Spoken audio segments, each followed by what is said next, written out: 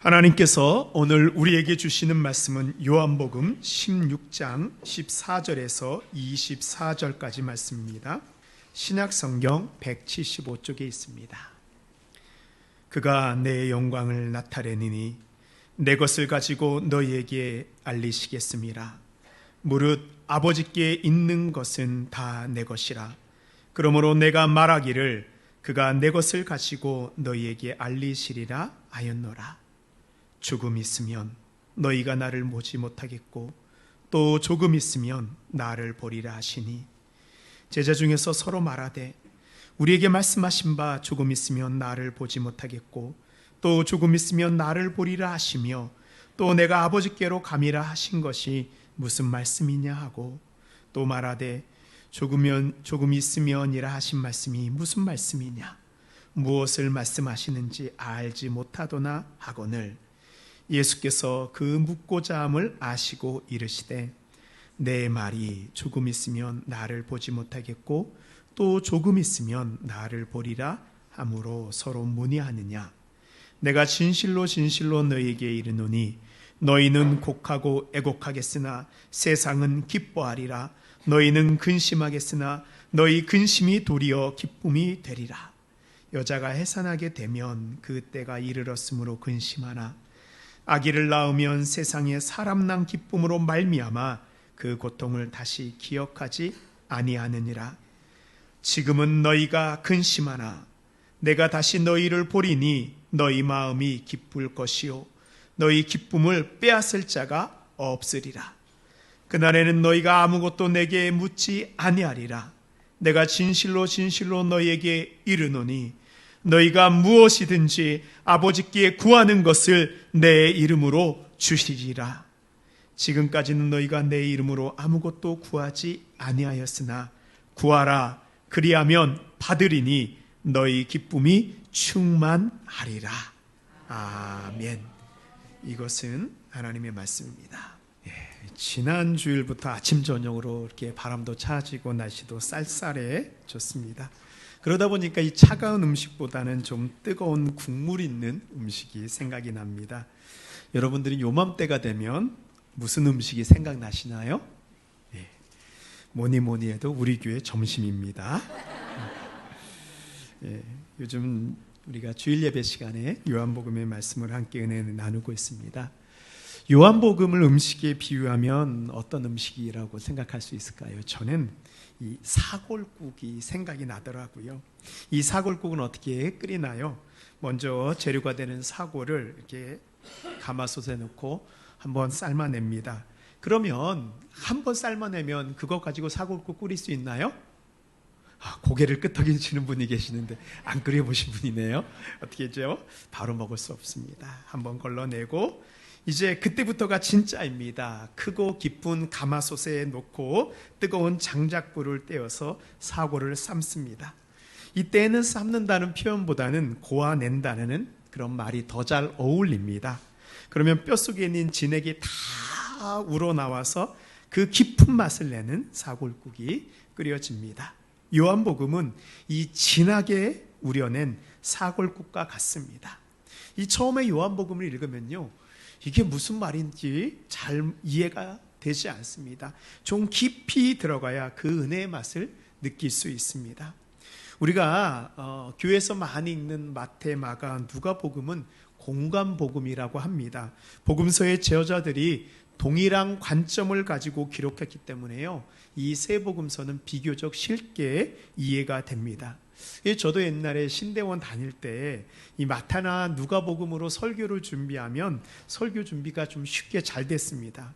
근데 이 요한복음의 말씀은 여러 번 읽어도 이해가 되지 않고, 그래서 요한복음을 본문으로 잡았을 때에는 아주 힘들게 설교 준비를 했었습니다.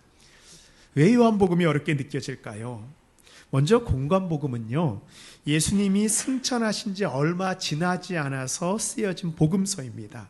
그래서 예수님이 하신 말씀과 예수님의 기적이 직접적으로 표현되어 있고, 그 복음서의 흐름도 시간적 흐름에 따라 기록되었기 때문에 이해도 쉽고 읽기도 편안합니다.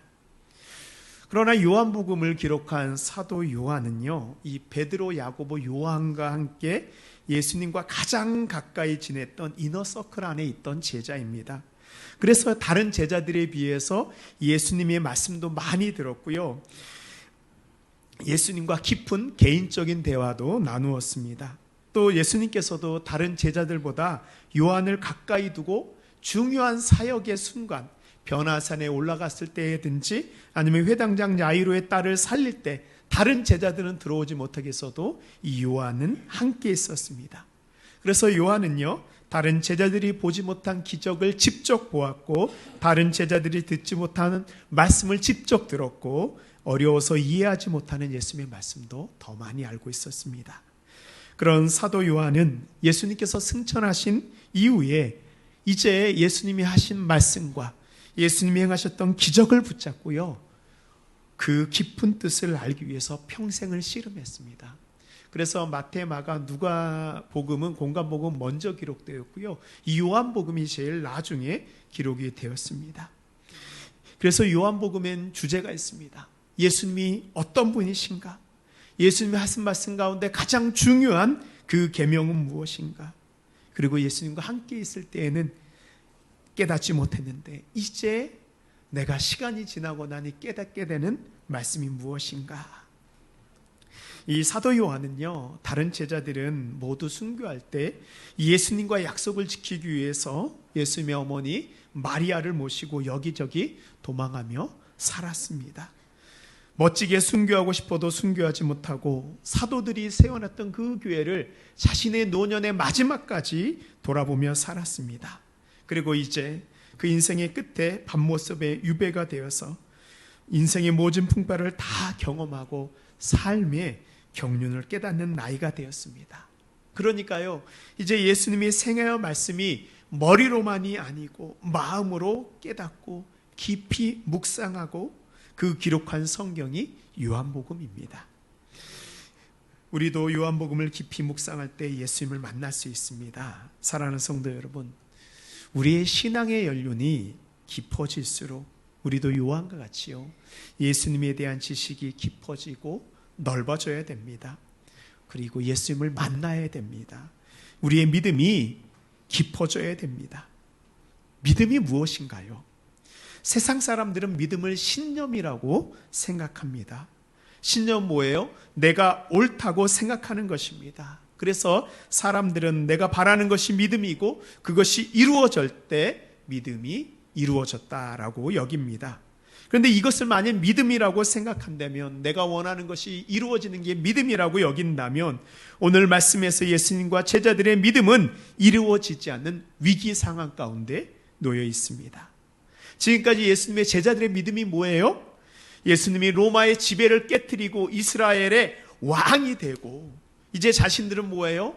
예수님과 함께 있었으니까 하나는 우편에, 하나는 예수님의 좌편에 높은 자리에 올라가는 것이 그들의 믿음입니다. 그러나 예수님께서는 그 믿음이 이루어지기 전에 제자들의 발을 씻으면서 뭐라고 말씀하세요? 높은 곳에 올라가지 말고 낮은 곳, 섬기는 자리로 가라고 말씀하십니다. 성찬식을 하시면서 세상이 주는 달콤한 유혹에 넘어가지 말고 예수님의 살과 피를 마시고 예수님의 말씀을 삶으로 기념하라 라고 하셨습니다.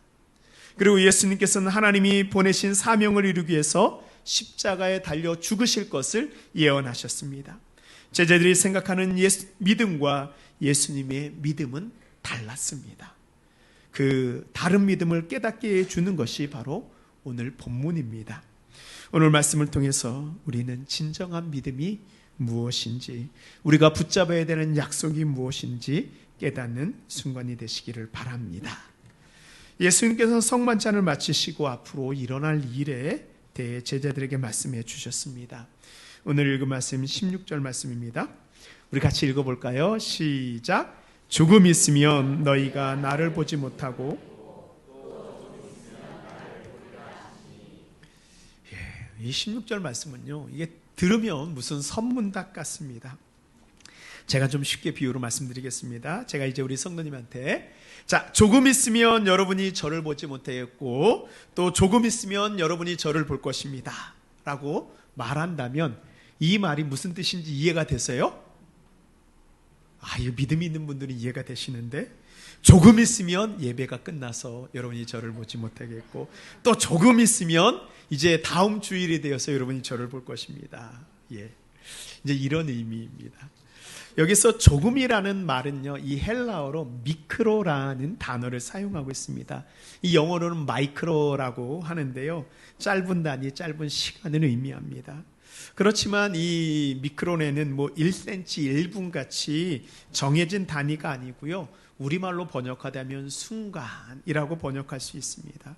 그래서 우리는 조금 있으면이라는 그런 단어를 사용할 때는 짧으면 한 1, 2분에서 길면 1시간에서 일주일까지도 우리가 이제 조금이라는 단어를 통용할 수 있습니다. 근데 여러분, 시간이 변하지 않고 딱 고정되어 있는, 불변되어 있을까요? 그렇죠.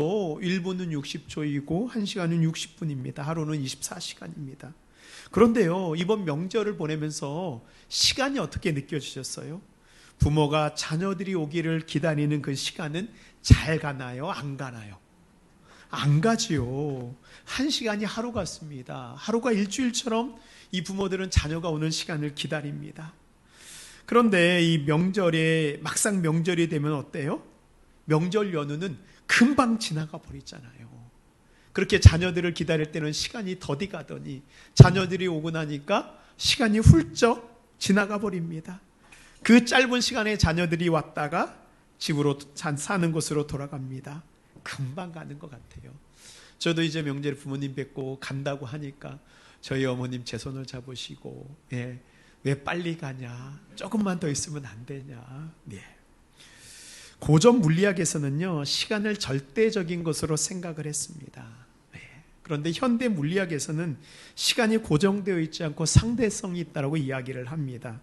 현대 물리학의 거장 아인슈타인은 그의 상대성 이론에서 빛과 시간이 일정한 것이 아니고 엄청나게 큰 중력을 가진 별이나 블랙홀 주변을 지나가게 되면 빛도 시간도 휘어져서 간다라고 얘기를 합니다. 즉 뭐예요? 시간이 다르게 흐를 수 있다라는 그런 가능성을 제시했습니다. 그래서 그 인터스텔라라는 영화에 보면 시간이 다르게 흐르잖아요. 근데 성경에서 보니까 하나님의 시간과 우리 인간의 시간의 상대성을 이야기하고 있습니다. 베드로후서 3장 8절에 보면요, 사랑하는 자들아, 주께는 하루가 1000년 같고 1000년이 하루 같다는 이 한 가지를 잊지 말라.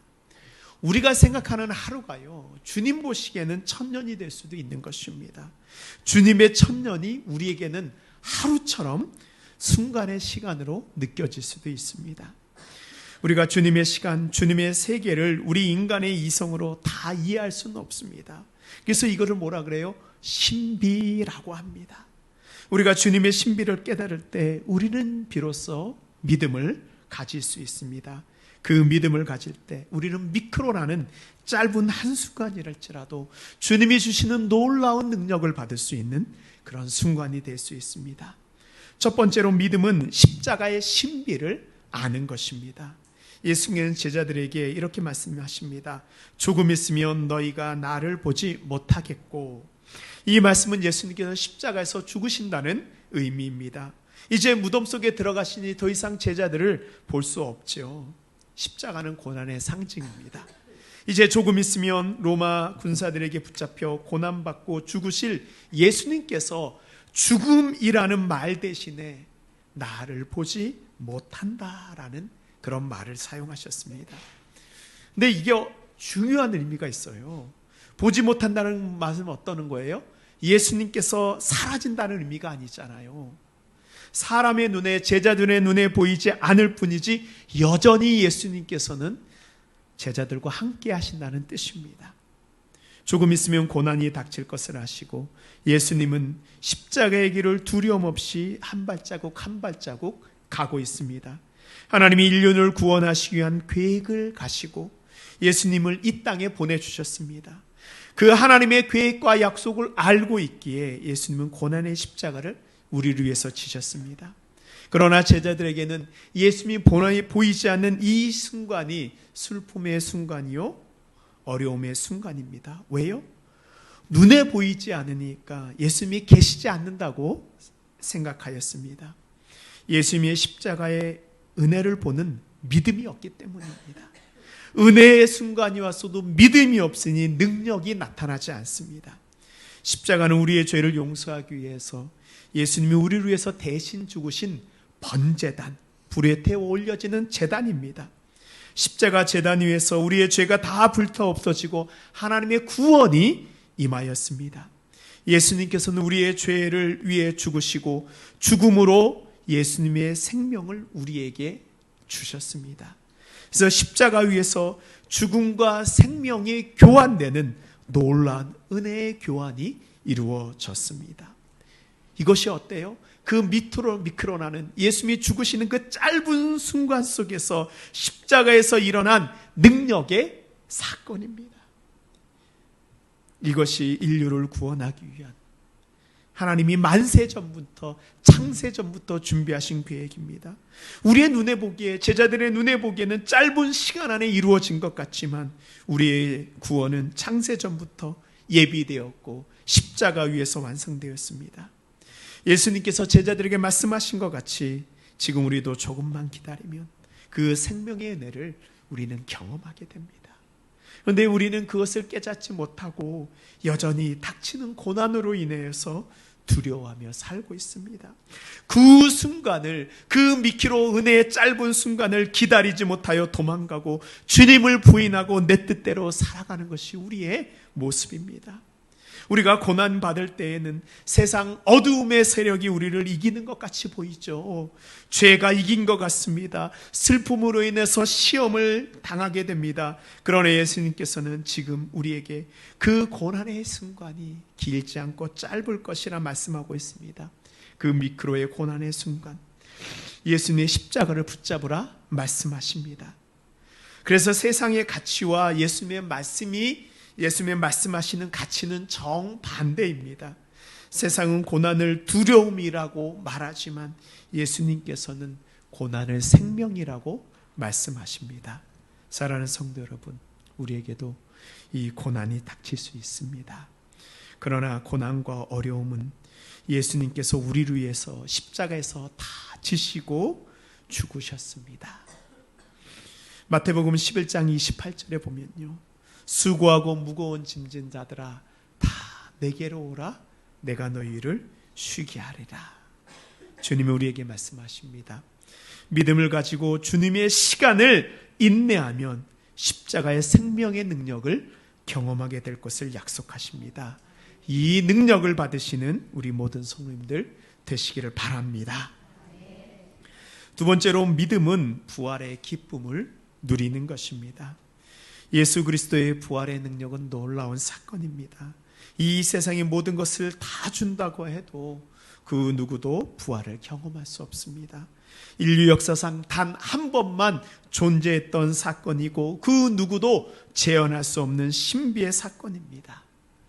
우리나라에 가장 큰 기업이 있습니다. 이 세계적인 기업을 만든 창업주는 고 이병철 회장입니다. 이 이병철 회장이 자신이 이제 암으로 세상을 떠날 줄을 알고 하나님과 이 인생에 대한 24가지 질문을 당시 천주교 최고의 지성인 정의채 신부님께 그 질문을 직접 이렇게 자기가 써서 드립니다. 근데 안타깝게도 이 이병철 회장은 그 질문에 대한 답을 듣지 못하고 세상을 떠나게 됩니다. 그 24가지의 질문의 첫 번째는 하나님의 존재를 어떻게 증명할 수 있나요?로 시작합니다. 그리고 그 질문 가운데 여섯 번째 이런 질문이 있습니다. 하나님이 인간을 사랑한다면 왜 고통과 불행과 죽음을 주는 것일까요?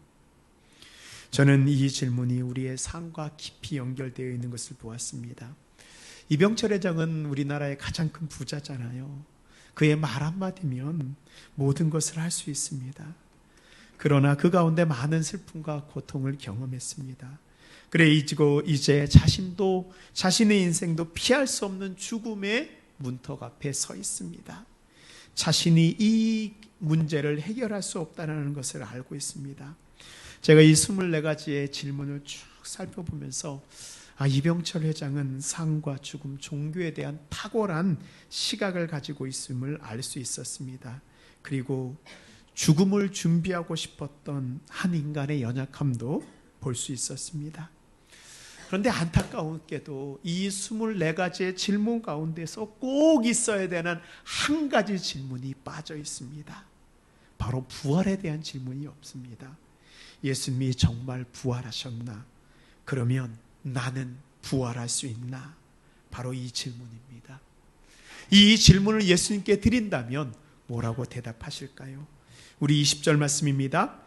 내가 진실로 진실로 너희에게 이르노니 너희는 곡하고 애곡하겠으나 세상은 기뻐하리라. 너희는 근심하겠으나 너희 근심이 도리어 기쁨이 되리라. 사람들은 고통과 불행 그리고 죽음으로 인해 슬퍼하며 살아갑니다. 사람 그는 근심 가운데 살아갈 수밖에 없습니다. 우리를 죄와 죽음으로 몰고 가는 사탄의 세력은 우리를 보며 기뻐합니다.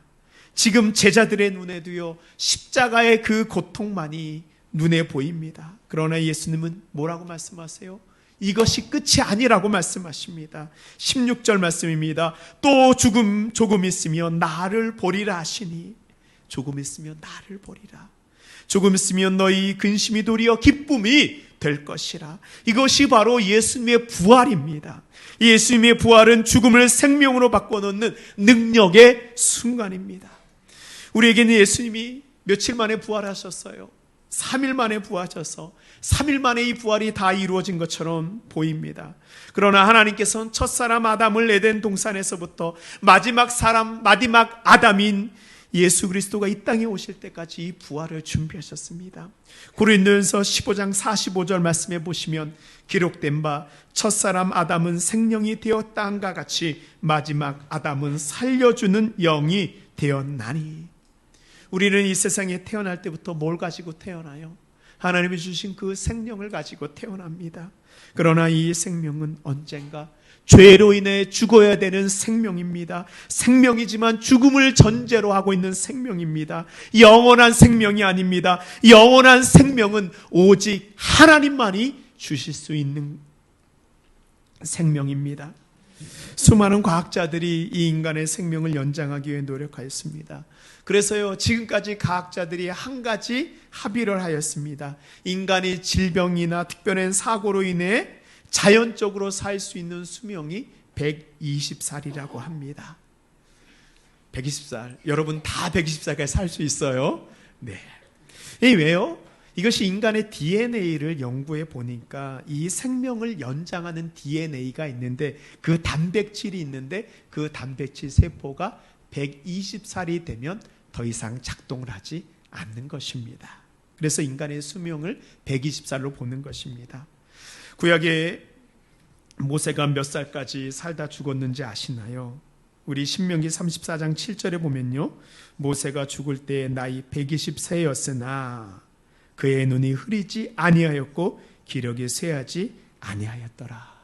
그러니까요, 별진병도 없고 그 애가 건강하였지만 120세가 되니까 하나님께서 데려 올려가셨다는 것입니다. 물론 성경은 과학책은 아닙니다.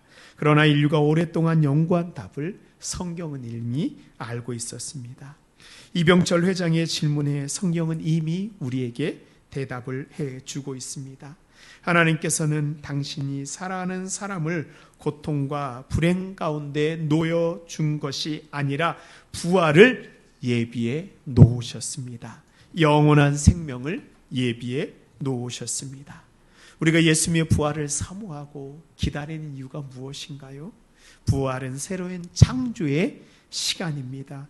예수님의 부활로 더 이상 우리는 죽음에 대한 공포와 두려움이 사라집니다. 예수님의 부활로 우리의 고난과 슬픔이 기쁨으로 변하게 됩니다. 예수님의 부활로 내일에 대한 염려를 예수님께 맡길 수 있습니다. 예수님의 부활로 우리는 영원한 생명을 얻었습니다. 사랑하는 성도 여러분, 예수님의 부활은요, 지나간 사건이 아닙니다. 지나간 시간이 아닙니다. 우리가 예수님의 부활을 진정으로 믿을 때 그 부활의 능력이 오늘 이 시간 우리에게 임하여질 것을 믿습니다. 아멘. 마지막으로 믿음은 내가 원하는 것을 이루는 것이 아니고 하나님의 약속이 우리에게 이루어지는 것입니다. 예수님께서는 제자들에게 십자가와 부활에 대해서 말씀하신 후에 기도에 대해서 이렇게 말씀하셨습니다. 우리 23절 말씀 우리가 함께 읽도록 하겠습니다. 시작. 그날에는 너희가 아무것도 내게 묻지 아니하리라.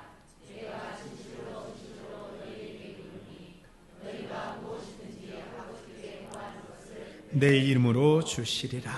아멘. 우리에게 무엇이든지 구하는 것을 주시리라. 야, 이거 처음 들으면 너무 좋지 않나요? 내가 원하는 것 구하기만 하면 이루어 주신다는 이 말씀, 생각만 해도 너무 기쁜 말씀입니다. 그런데 예수님의 말씀을 잘 살펴보면 그날에는 너희가 아무것도 내게 묻지 아니하리라 라고 먼저 말씀하세요. 이 날이 뭐예요? 제자들이 예수님의 십자가와 부활을 경험한 다음 순간입니다. 그래서 무엇을 구하면 다 주신다는 말씀은 모두에게 해당되는 말씀이 아닙니다. 제자들과 같이 예수님의 십자가와 부활을 믿는 사람에게만 주신 말씀입니다. 그 은혜를 경험한 사람은요, 이제 내가 더 이상 원하는 것을 어떻게 이룰 수 있나 예수님께 묻지 않습니다. 반대로 예수님이 원하시는 것이 무엇인지 묻게 됩니다. 24절 말씀입니다. 지금까지는 너희가 내 이름으로 아무것도 구하지 아니하였으나 구하라. 그리하면 받으리니 너희 기쁨이 충만하리라. 아니요, 제자들은 그동안 예수님께 계속 구했습니다. 수없이 간구했습니다. 베드로는 자신의 장모의 열병을 고쳐달라 구했습니다. 야고보와 요한은 예수님이 왕이 되면 나는 예수님의 좌편에 우편에 높은 자리에 앉혀달라고 구하였습니다. 또 수많은 사람들이 예수님 앞에서 구하였습니다. 또 마지막에 지금 오늘 본문에 보면 제자들은 예수님한테 십자가를 지지 말라고 구하였습니다. 예수님께 우리를 떠나지 말아 주십시오라고 구하였습니다. 그런데 예수님은 제자들에게 내 이름으로 너희가 아무것도 구하지 아니하였다. 그동안 제자들은 구하지 않은 것이 아니라 자신들의 뜻을 위해서 구했지 하나님이 원하는 것을 구하지 않았다는 말씀이죠. 지금 우리의 기도를 확인해 보십시오. 내가 원하는 것을 어떻게 하면 이룰 수 있는지 묻고 있지 않습니까? 아직 우리의 믿음이 좀 더 깊어져야 됩니다. 십자가의 구원과 부활의 영원한 생명에 대한 믿음이 없으면요, 자꾸 이 세상의 것만 바라보고 내가 그것이 이루어져야지 내가 살 수 있다고 나의 피로를 채우는 기도만을 하게 됩니다. 그러나 십자가의 부활을 경험한 사람은 완전히 변화된 다른 인생을 살게 됩니다. 사도 바울이 그랬잖아요. 부활하신 예수를 만나기 전까지는 자신이 원하는 것을 이루기 위해서 살았습니다. 그리고 그것을 믿음이라 여겼습니다. 그러나 잠에색 그 도상에서 그 짧은 시간에, 그 미크로의 시간에 부활하신 주님을 만나니까 한 인생이 변하는 데는 충분한 시간이 되었습니다. 삶이 변한 바울은 이렇게 고백합니다. 로마서 1장 17절에 복음에는 하나님의 의가 나타나서 믿음으로 믿음에 이르게 하나니 기록된 바 오직 의인은 믿음으로 말미암아 살리라 한과 같으니라. 저는 이 바울의 장면을 보면서요, 그래 변하지 않는 우리의 모습, 두려워하는 우리의 모습을 보면서 우리가 절망하고 나는 왜 변하지 않을까, 우리가 한탄할 때가 있잖아요. 그러나 주님의 부활과 십자가의 능력이 우리에게 임하는 그 짧은 시간이면 우리가 변할 수 있습니다. 우리의 모든 문제가 해결될 수 있습니다. 우리의 가족들, 우리의 자녀들이요, 지금까지는 변하지 않고 지금까지는 고난 가운데 있고 어떻게 하면 저 사람 주님 앞에 데리고 올 수 있을까? 그러나 그 짧은 그 능력이 임하기만 하면 주님이 우리를 변화시킬 수 있습니다. 주님은 그 능력을 가지고 계신 분입니다. 믿음의 사람은 하나님의 시선이 닿는 것을 함께 바라보는 눈을 가지고 있는 사람입니다. 그렇기에 믿음의 사람의 기도는 이 땅에 내가 원하는 것이 아니고 하나님이 원하시는 곳으로 바꿔달라는 기도를 드리게 됩니다. 사랑하는 성도 여러분, 예수님이 제자들에게 하신 말씀과 같이 우리도 조금 있으면 예수님을 보지 못할 것입니다. 그러나 조금 있으면 십자가의 부활을 경험하게 되면 우리는 예수님을 보게 될 것입니다. 이것을 깨닫는 믿음을 가지고 우리는 살아야 됩니다. 주님이 십자가에 죽으셔서 우리와 함께 하심을 믿으십시오. 주님이 부활하신 것 같이 우리도 부활하게 될 것을 믿으십시오. 그 미크로의 순간, 짧은 순간 주님의 능력이 우리를 변화시켜 줄 것을 믿으시기 바랍니다. 이제 우리가 원하는 것을 이루는 삶에서 주님이 원하시는 것을 이루어드리는 진정 믿음의 삶을 사시는 우리 모든 성도님들 되시기를 바랍니다.